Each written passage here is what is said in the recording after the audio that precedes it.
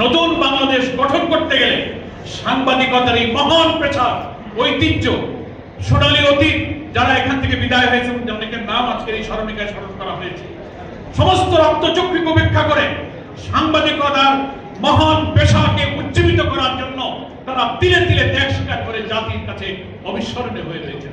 এখনকার যারা সাংবাদিক নেতৃবৃন্দ আছেন, আমরা আমারও সাংবাদিকতা পেশার সাথে কিছুদিন সম্পৃক্ত থাকার সুবাদে আমার মধ্যে এই ব্যাপারে একটা আবেগ তৈরি হয় যে আজকের সাংবাদিকরা যদি অনেক কিছুই স্বার্থ তারা ত্যাগ করেন, কম খেয়ে কম করে স্বার্থ ত্যাগ করে জাতির জন্য ত্যাগ তিতিক্ষার যে উদাহরণ আপনারা তৈরি করেছেন, আসুন আমরা একটি নতুন বাংলাদেশ বিনির্মাণে জাতীয় ঐক্যের জন্য সবসময় পলিটিক্যাল লিডার আহ্বান জানান, আমরা সমস্ত বেড়াজাল ছিন্ন করে সেদিকেই আমাদের এই পেশাকে এগিয়ে নিয়ে যাওয়ার জন্য চেষ্টা করি। আমাদের রাজনৈতিক দলগুলোর মধ্যে ভিন্ন ভিন্ন কর্মসূচি, পথ, পন্থা, লক্ষ্য উদ্দেশ্যের কারণে কিছু ভিন্নতা থাকবেই।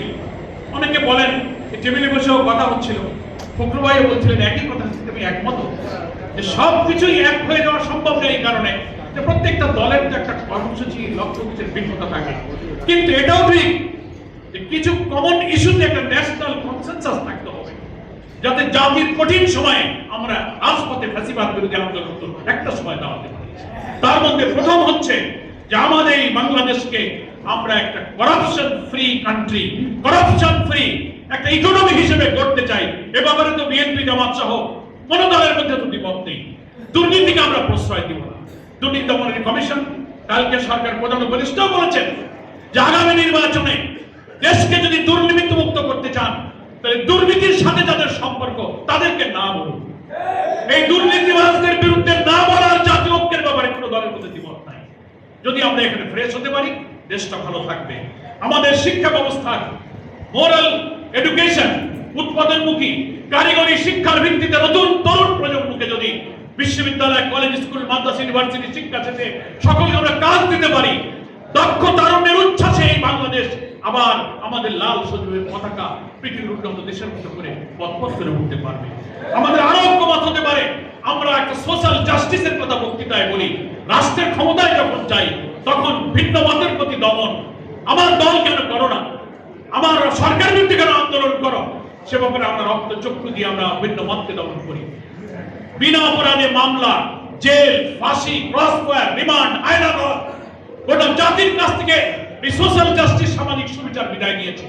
এই ব্যাপারে প্রত্যেক পলিটিক্যাল পার্টির মধ্যে একটা চিন্তার খুব প্রয়োজন যে আমরা ক্ষমতায় গেলেও আমরা ভিন্ন মতের প্রতি দমন করব না।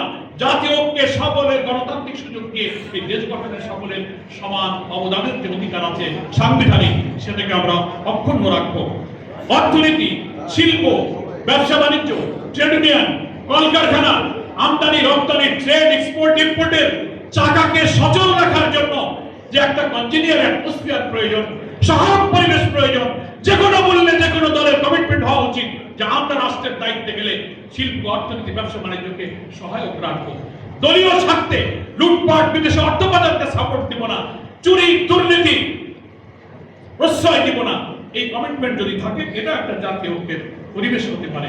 পরিশেষে আমি কথা বলবো, সাংবাদিকদের আজকে দুর্দিনে পাশে এসে দাঁড়াবার বড় শক্তি হচ্ছে আপনাদের ঐক্য। সাংবাদিকদের ঐক্যটাকে অটুট রাখা। আমরা দেখতে পাচ্ছি ঢাকা এবং ঢাকার বাইরে বিভিন্ন শাখায় আপনাদের ফেডারেল সাংবাদিক ইউনিয়নের যে সমস্ত অ্যাফিলিয়েটেড ইউনিয়নগুলো আছে সেখানে এবং ঢাকায় নিজেদেরই একটা বিভক্তি তো আছে সারা দেশে, তারপরে আমাদের মধ্যে আবার বিভক্তি শুরু হয়েছে। ফলে রাজনীতির জায়গায় রাজনীতি থাকুক, সাংবাদিকদের ঐক্য যদি আমরা ধরে রাখতে পারি, তাহলে আমরা জাতি গঠনে, গোটা জাতির ঐক্যের ক্ষেত্রে আমরাও কিন্তু ভূমিকা রাখতে পারবো। সকলকে ধন্যবাদ জানিয়ে আমি বাংলাদেশ জামাত ইসলামের সম্মানিত আমির ডক্টর শফিকুর রহমানের পক্ষ থেকে আজকের এই ফেডারেল সাংবাদিক ইউনিয়নে আমাদেরকে আমন্ত্রণ জানানোয় সকলকে কৃতজ্ঞতা জানিয়ে আমি আমার বক্তব্য